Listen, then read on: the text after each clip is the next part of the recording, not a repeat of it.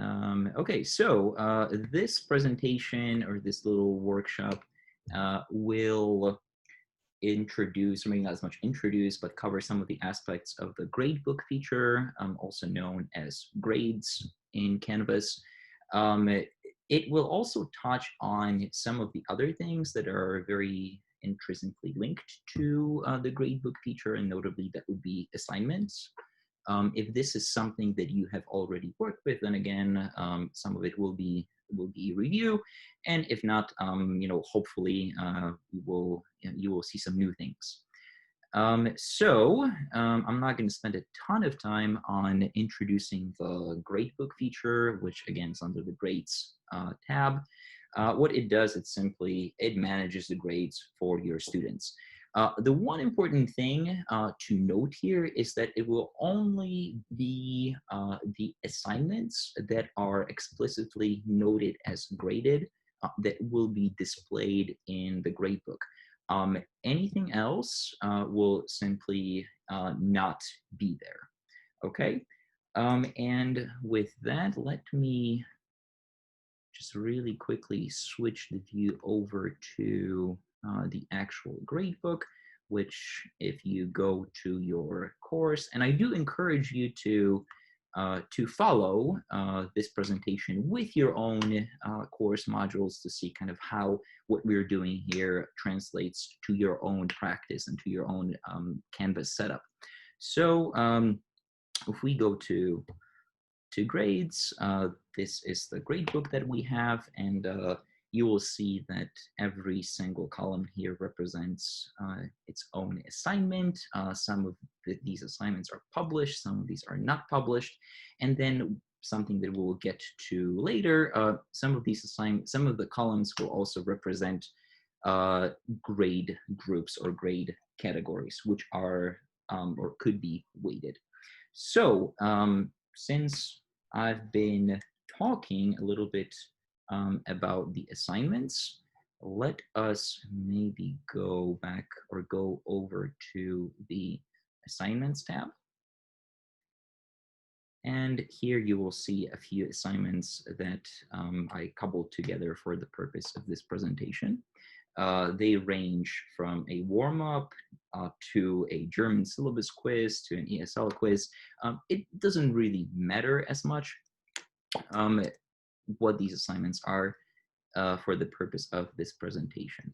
One thing that you also notice is that these assignments are all grouped, and currently we have 4 what's called assignment groups. There's one for homework, one for quizzes, one for the midterm, one for the final. This is a simplification of how a grade breakdown would shape up traditionally, and we will go into in a little bit how to actually put it together and how to effect it in Canvas. But for now, maybe let us really quickly create a homework assignment just to see what happens once we create it and then how it sort of translates into our gradebook. Maybe before we do that, let me go over to grades and just to really quickly see that there's the warm-up activity, there's the quiz syllabus, and the rest of it is just the grade categories, right? So, okay, so this is what we have in the gradebook right now. Moving back to our assignments, and let us create one. Okay, and this will be homework, say question, and in the assignment prompt, I already prepared a very interesting question here, which is something that I actually ran into the other day on Reddit.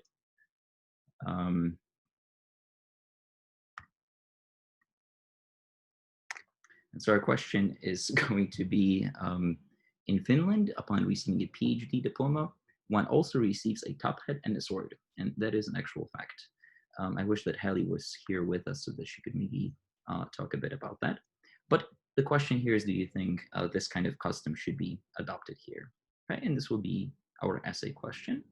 And let's say that I want this to be out of 10 points, and I will assign it to the homework assignment group. The points will be displayed as points, but there are other choices that you can select from. You can choose to have displays a percentage grade, complete, incomplete, letter grade, and so on and so forth. As for the submission type, there are also a couple choices. I'm going to start from the bottom with the external tool, which is something that I receive a considerable number of questions about. It is a little bit, how do I put it? Maybe it's a little bit confusing in the sense that an external tool in the context of Canvas would have to refer to something that is already integrated with Canvas at our university. So in our case, the external tools that could be used for the purpose of assignment submission are pretty much boiled down to Google Docs, and then that would be it, or Google Drive. So this is not something that I will select for this assignment. I'm just going to leave it as an online thing and select file upload and media recording, or simply just file upload. Here you can select various options. Just keep in mind that the more options you sort of give to your students, the more or the greater the variety of formats that your students will be able to submit the assignments in. I'm gonna allow unlimited attempts. I don't really care about plagiarism at this point, although certainly you can select turn it in as your plagiarizer or plagiarism detection tool. And scrolling it down, I'm going to assign it to everyone, and I won't set any due dates or determine or define any availability. Okay, so what I'm going to do now is I will save and publish it. It is also possible to just save it, at which point the assignment will sort of sit in your assignment database. It will be available to you as a course instructor, but your students will not have access to it. Okay, so here we go. And it is published. Let us now go back to the grades module and see what happens there. And as predicted, now there is another column here that says homework essay question out of 10 points. Which indicates that whatever assignment we design, whatever assignment we put together using the assignments feature, it will show up automatically in our gradebook. And the same thing could be said about quizzes. As far as quizzes go, now this won't be something that we'll cover today. There will be a separate workshop on quizzes this semester, but a similar logic will apply. Okay, so now for the assignment, for the assignment, there are currently 5 students in my class, excluding the test student, which is an entity that is added sort of automatically to your class. If you ever watched The Office, you will recognize these characters. Let's say that they all submitted those essays and that I would like to assign the grades. This is something that I can do also from the gradebook level. So let's say that Pam's essay I know scored 10 points. Jim's essay was, let me just go back over here. It was a little bit weaker, 8 points, and let's say that he turned it in a little bit late. How many days? I don't know, let's say 2 days late. And this will become relevant shortly, I promise. Let's say Dwight was 12 out of 10 because he's overall excellent. And then Michael's essay is excused because he is the manager and he doesn't need to turn it in. What I did here, you will notice, is I clicked on on each cell, which allowed me to either enter the score right here, right there and then, or in some cases, I clicked on this little arrow to the right, which opened the side menu that has the name of the student, allows you to toggle between the different assignment types. It does give you an option to use SpeedGrader, which is a very powerful homework checking tool or assignment checking tool. Some of you may already be using it. There is a separate workshop on SpeedGrader that we have scheduled for this semester, so we will talk about it on a separate occasion because that's a pretty big topic. And then you also see that there's various statuses that you can choose to label the assignments with, and they usually pertain to the assignment homework turn-in policy. Again, we'll come back to the topic later in this workshop. Okay, so I'm gonna go ahead and close it. And with that, I'm just gonna skip the test student. So let me then go back to our assignments, where we just created our homework essay question. Okay, and I already pointed out that the assignment categories or the assignment groups, so in our case, homework, quizzes, midterm, and final, are weighted, meaning that they reflect the final grade breakdown, right? So our homeworks are worth 20%, our quizzes in aggregate are worth 30%, and so on and so forth. Obviously, all these categories should be adding to 100%, which, if we take a look at our assignment group weights, we see that they only add up to 80%, right? So something is missing. And the question, what is missing, will be automatically or ultimately answered by you, of course, as instructors. But let's say that what we're missing in the context of this presentation is attendance and participation. Okay. So let me go ahead and save that and add another group, which will be titled, let's say, classwork, and that will be worth the missing 20% of the total grade. And we see it right here. And now within this category, I'm gonna add another assignment, which I will call participation, or rather attendance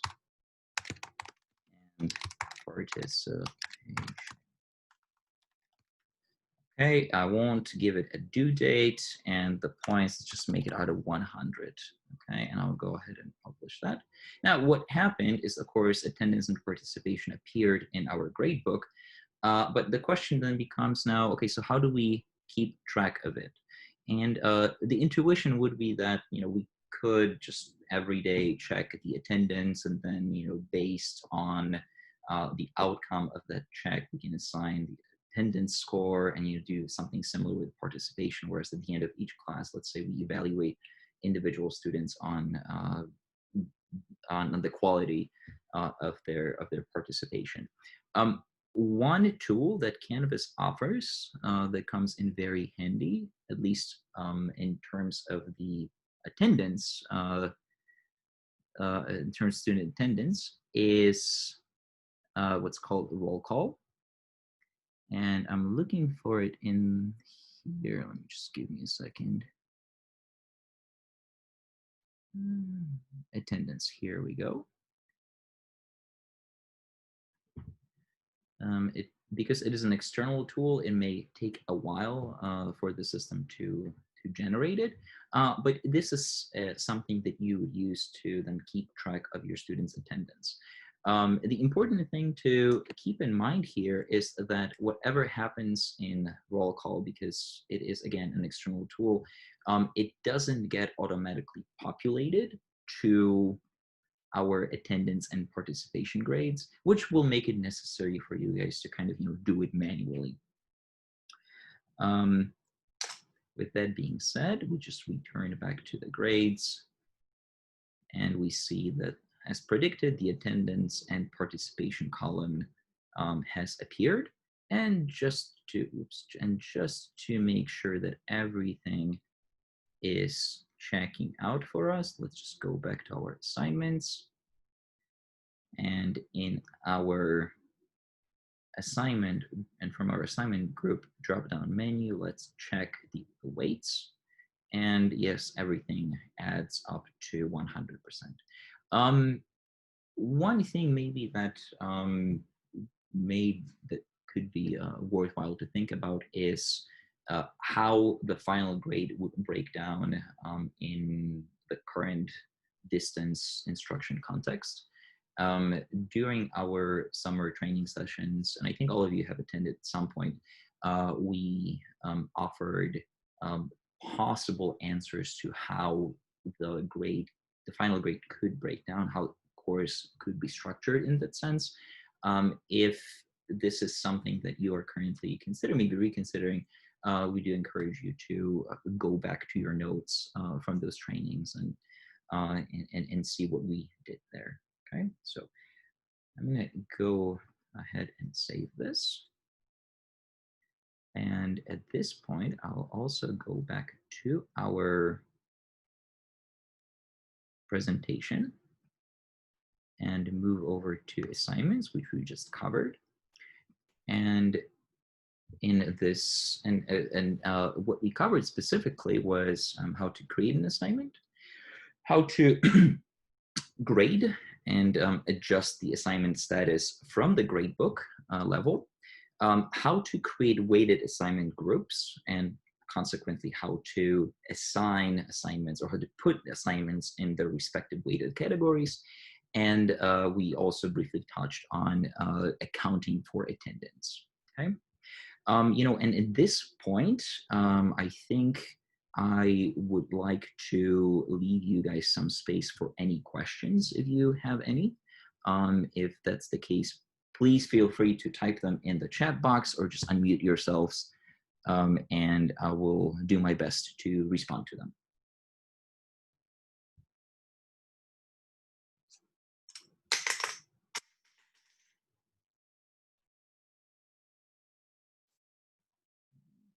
Okay, looks like we're all on the same page. Very good. So let us move to the second portion of this presentation, which talks about global navigation. And by global navigation, I mean navigating the menu of the gradebook. There's something in the chat. Let me just open it real quick here. I'm sorry, the attendance accounting is not clear to me. Yes, Patricia, so I would be happy to talk about using the attendance module separately if you're interested. Since, I mean, it is tangentially related topic, I didn't include it in this presentation, but I'm happy to help you with it separately. And that goes for everybody else, of course. And then Lee also said, what is the best way to set up weekly participation grading? What I would do is, Lee, I would create a column for each week, so which will give you 14 columns, and then simply just assign a grade to each student. Could be out of points or a letter grade or percentage, however you want to you want to put it together. Okay, cool, great. So let me close. Sure. Let me close that. Okay, global navigation. Let us jump right into it and move over back to the grades. And then you will see that as you will see, you have probably already noticed that as we are adding to this chart, as we're creating new assignments, this chart kind of expands. And it grows and it grows and it grows. And sooner or later, it will come to the point where it is too big to sort of get a holistic view of what is happening. Fortunately, there are ways to help us kind of understand and get a more transparent account of where our students are standing. And we can do that by utilizing some of these options available to us here and over here. Let us maybe start with the Gradebook tab, which is not super interesting.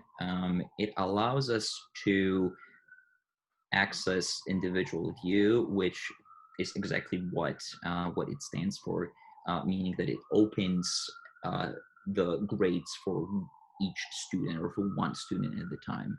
And then there's also a history feature, which I'm happy to, again, cover maybe outside of this presentation, maybe in the Q&A section. Now, moving over to the view. Oh, one more thing. So this may seem obvious, but as instructors, you will see all of your students listed here. That view will not be available for your students, meaning that as a student, you will only have access to your own performance evaluation and scores. Okay, so just putting that out there. Let us go over to the View tab to see how we can make this table a little bit more manageable. And you will see that starting with the bottom, starting from the columns, there are two checks that I have here. One is for notes and one is for unpublished assignments. What happens when I uncheck the unpublished assignments is that anything that has not been published yet gets hidden.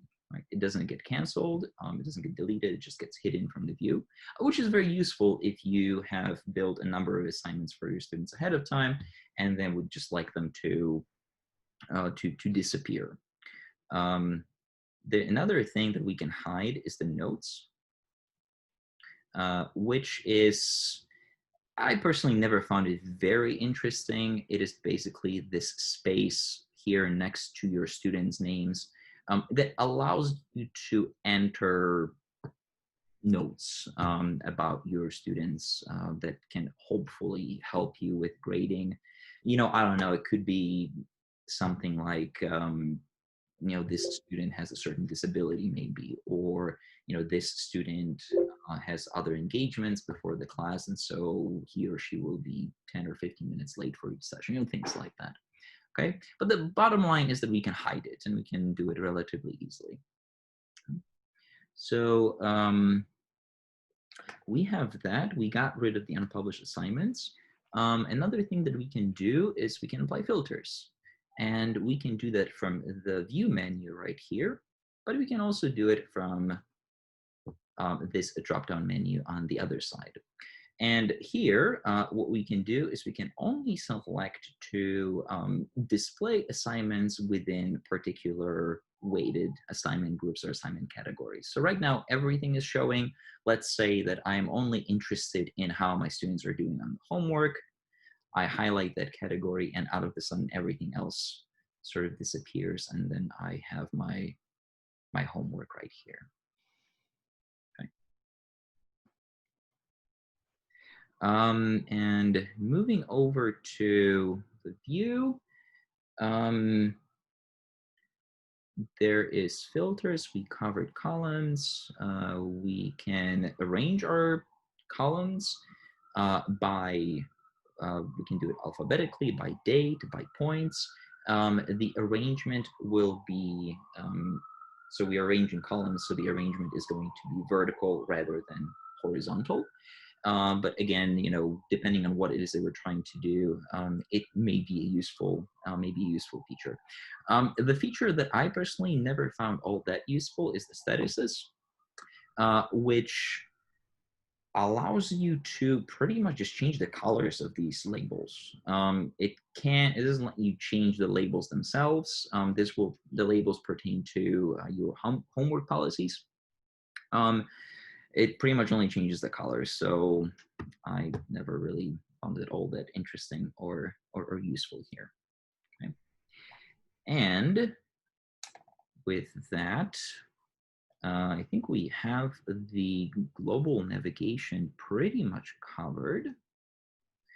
Just a really quick summary. What we touched on is how to use individual student view. We did briefly touch on the notes. We covered how to hide notes and unpublished assignments from the general view. And we also saw how to filter by weighted grade categories. Okay, so those are the kind of highlights of that portion of the presentation. And just like with the previous previous section summary, I will leave here a few minutes for any questions that you guys may have pertaining to that section we just covered or in general.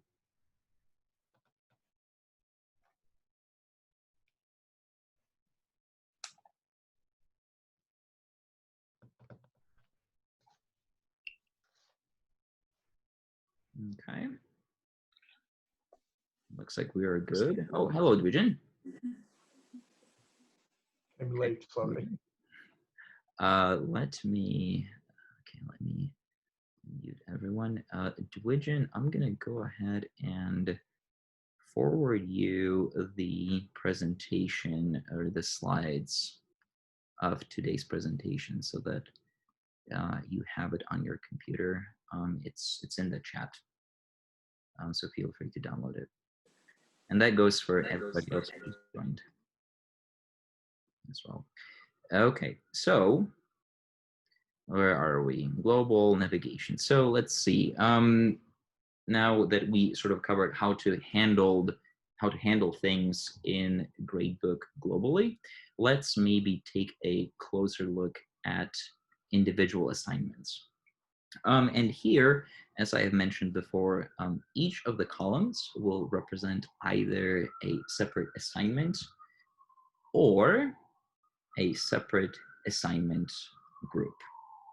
Okay, and you will be able to recognize what's what by the percentage of grade information beneath the main heading. Okay, so you will see that each of these columns, if we mouse over them, it reveals a little ellipsis icon. So let's see what happens when we click on it. Okay, so we have more options. There are more things apparently that we can do. We can sort each column by grade, low to high, high to low. We can choose to list the assignments or the submissions that are missing, or to reveal the submissions that are late on top. Okay, so that could be potentially useful. There's also a speed grader feature. Again, I will cover that in a separate presentation in a separate workshop.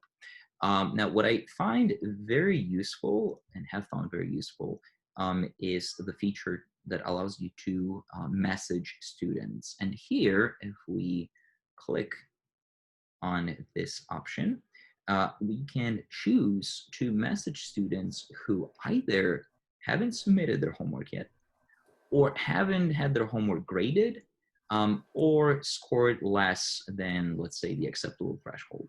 Right? So we can do it wholesale. Depending on the category that we have selected, we notice that Canvas already populates the recipients of the message, which is really, really helpful, saves a lot of time. In case that Canvas gets it wrong, which it may from time to time, we can also remove these recipients from the recipient's box or field. The subject is already generated for us. This could be changed. For the message, let's say that Dwight hasn't submitted homework. Hey, right, and saying your homework, Robert, California. And with that, I will send the message. The message will be generated by you or by Canvas, but as you, the course instructor, and it will be directed to the student or the students whom you're addressing. Now, let me open this up again. The remainder of the features are perhaps a little bit less interesting for us. As humanities instructors, it is not common practice for us to curve grades. So I'm not going to be covering that. It is possible to set the default grade. Again, not something that is super common in our environment. We can hide grades, and we can also change how the grades are posted for that specific assignment, which is either the points or percentages. Okay. And one more thing that I would like to cover is this Actions tab, which comes with two arguments. It allows us to either import data or export.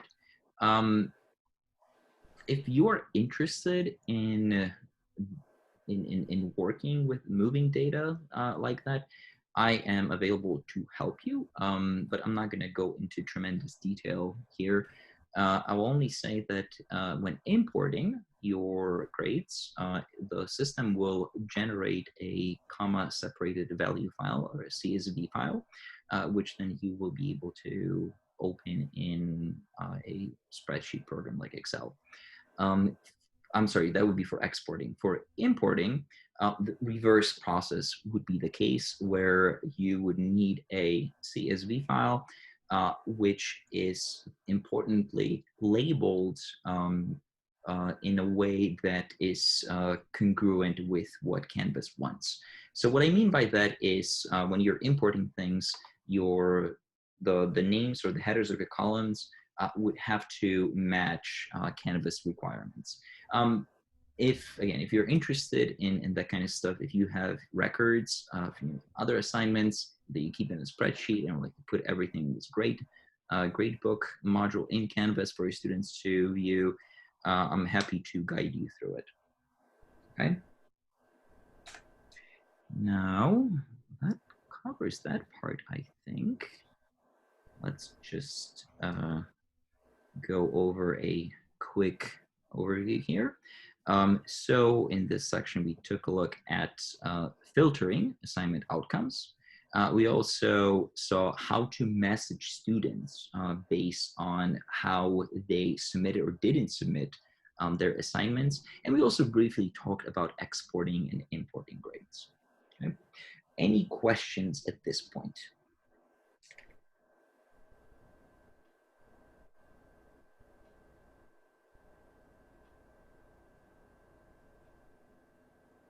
Go once, twice.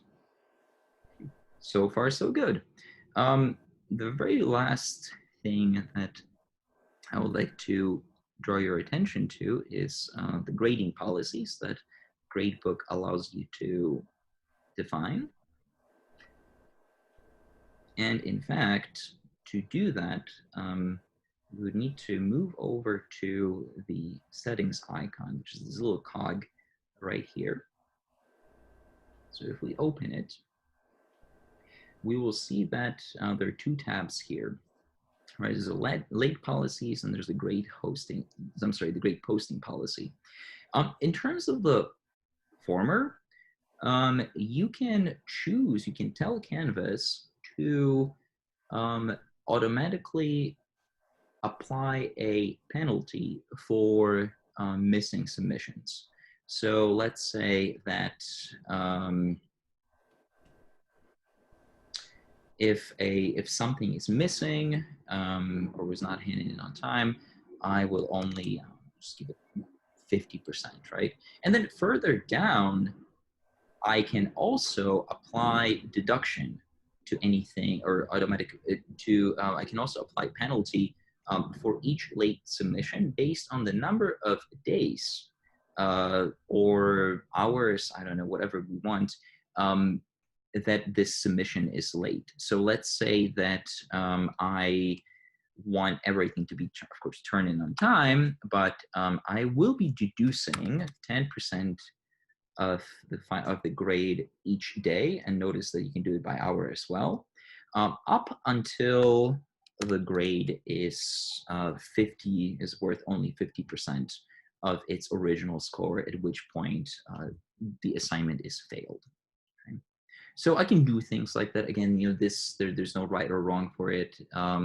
You will simply have to decide on your own as an instructor how you would like to handle it. One thing to keep in mind is that we are teaching in a working in a pretty difficult situation with a lot of students dealing with a lot of things right now in their lives. So it may be good to be lenient and flexible with that. The other tab that we have here is grade posting policy. And here we have just two options to choose from. We can either decide that whatever grades we input, whatever grades we post, get automatically posted in the gradebook, or we can choose when to have these grades posted. I personally prefer the latter solution so that everything kind of gets posted at the same time for the assignment. If I've been frequently in a situation where I would post a grade and kind of go one by one, and then have student email me within 10 minutes asking questions, and then I would have to answer, and then that would disrupt the whole process. So for me, kind of making sure that everything is posted simultaneously manually works better. But it's again the question of your own approach. I'm going to cancel out of that. And let me go back to the PowerPoint here, or the slide deck here, and summarize these short 2 points that I just made. So what we covered here was how to deal with late assignments, and there's a couple of options that Canvas offers to address that, and also the two options that we have available to us when it comes to the posting of the grades themselves. Okay. So let us move over to general Q&A. And since there aren't that many of us present today, I will go ahead and unmute everyone. If you have any questions, contributions that you would like to make, related to the gradebook, but maybe to Canvas in general, now would be the time to do it.